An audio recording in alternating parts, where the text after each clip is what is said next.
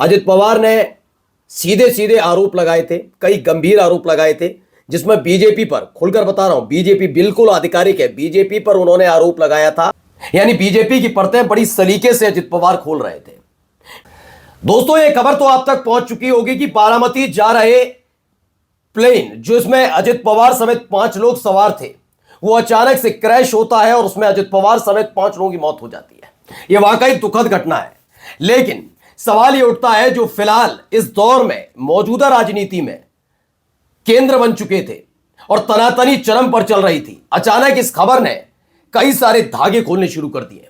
यह अचानक से कैसे हो गया, कैसे हुआ, यह हादसा कैसे हुआ, यह तमाम चीजें, क्योंकि कोई छोटा मोटे व्यक्ति नहीं, महाराष्ट्र के डिप्टी सीएम की इसमें मौत हुई है।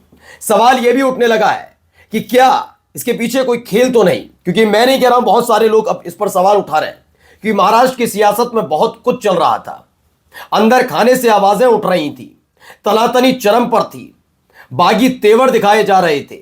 इन सब के बीच अचानक से इस खबर ने महाराष्ट्र की सियासत में न केवल भूचाल लाए हैं, बल्कि लोगों की त्योरियां भी चढ़ा दी हैं।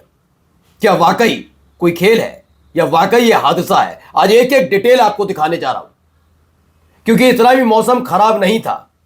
लेकिन फिर क्या हुआ, यह तो फिलहाल जांच का विषय है। लेकिन अजित पवार की अचानक निधन की खबर ने, इस क्रैश में निधन की खबर ने सियासी समीकरण को पलट कर रख दिया। नमस्कार, मैं हूं प्रज्वल गौतम और आप देख रहे हैं टाइम्स एक्सप्रेस।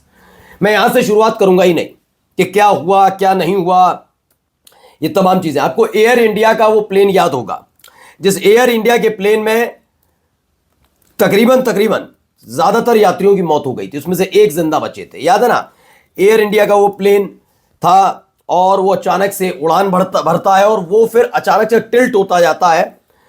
और उसमें होता क्या है कि वो उसमें सवार बहुत लोगों की जान चली जाती है, ये हम सब ने देखा, ठीक है ना?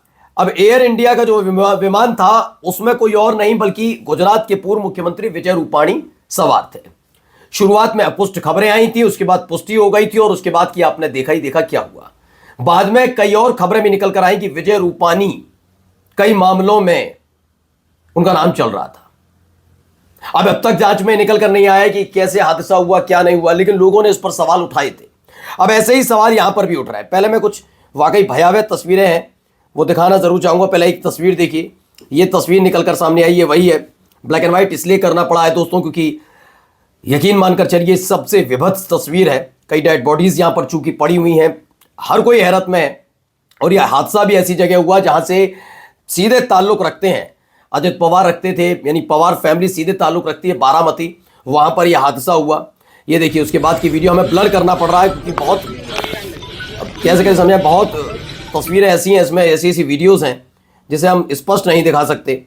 इसे लेकर दावा है, बड़ी दुखद खबर, प्लेन दुर्घटना में महाराष्ट्र के उप मुख्यमंत्री श्री अजित पवार की अकाल मौत हो गई, साथ में 5 और लोग मारे गए। ओम शांति, ये आईपी सिंह लिखते हैं। कुछ और तस्वीरें भी निकलकर सामने आई, वो वीडियो भी देख लीजिए।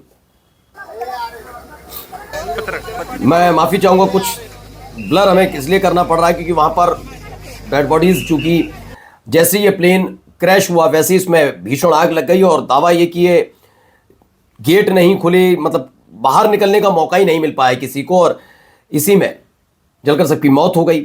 अजित पवार एक बड़े नेता।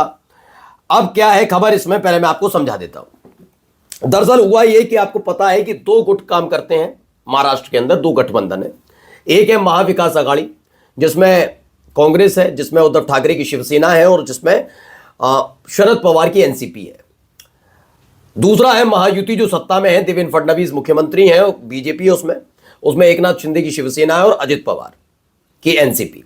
ये तीनों, देवेंद्र फडणवीस मुख्यमंत्री और अजित पवार और एकनाथ शिंदे डिप्टी सीएम। हाल ही में कुछ बयान अजित पवार की तरफ से दिए जा रहे थे। वजह यह थी कि पहले तो एकनाथ शिंदे से ठनी थी बीजेपी की, जब एकनाथ शिंदे की पार्टी के नेताओं को तोड़ा जा रहा था। अजित पवार, माफी चाहूंगा, एकनाथ शिंदे ने शिकायत की थी अमित शाह से, उसके बाद भी कोई फर्क नहीं पड़ा, वो सिलसिला चलता रहा। लेकिन कैसे भी करके अजित पवार, एकनाथ शिंदे को मनाया गया। लेकिन इसी बीच अजित पवार के खिलाफ खुद बीजेपी के नेताओं ने मोर्चा खोला था।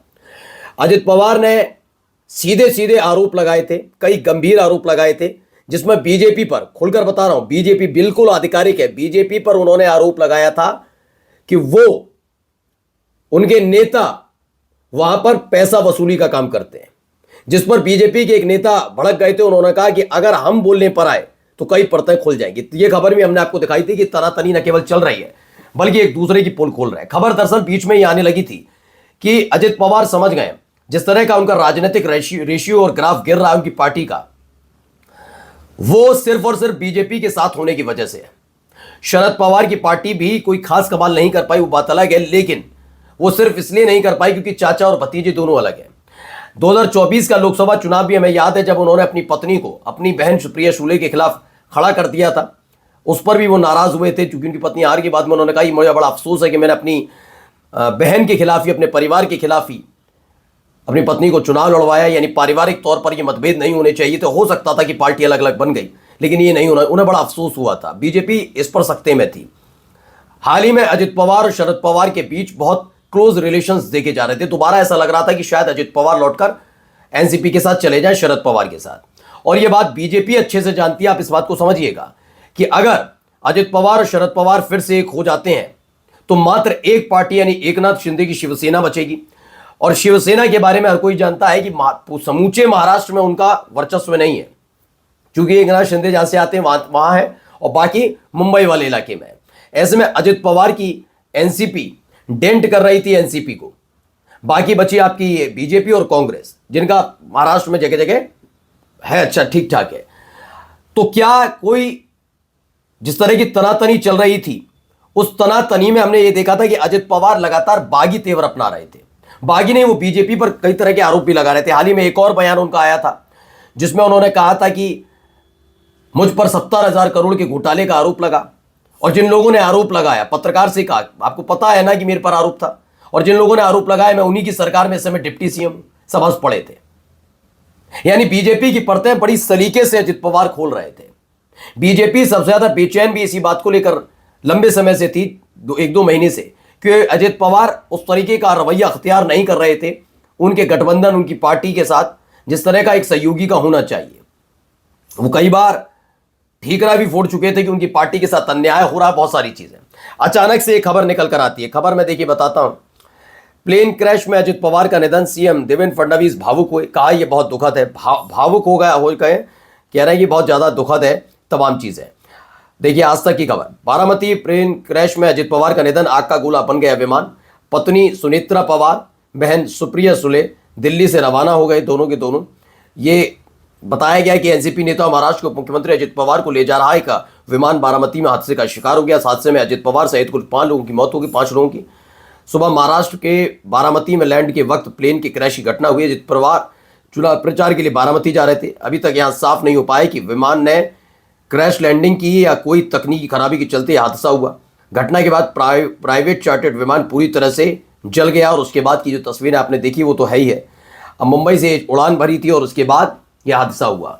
फिलहाल ये दुख भरी खबर ने काफी लोगों को चौंका भी दिया है, क्योंकि इससे पहले एयर इंडिया वाला, उसमें पूर्व मुख्यमंत्री विजय रूपानी की मौत हो जाना, निधन हो जाना, और उसके 5 से 6 महीने बाद ये बड़ा हादसा हो जाना, ये सबको चौंका रहा है कि आखिर ये हुआ कैसे, वो भी तब जब अजित पवार सुर्खियों में बने हुए थे। नमस्कार।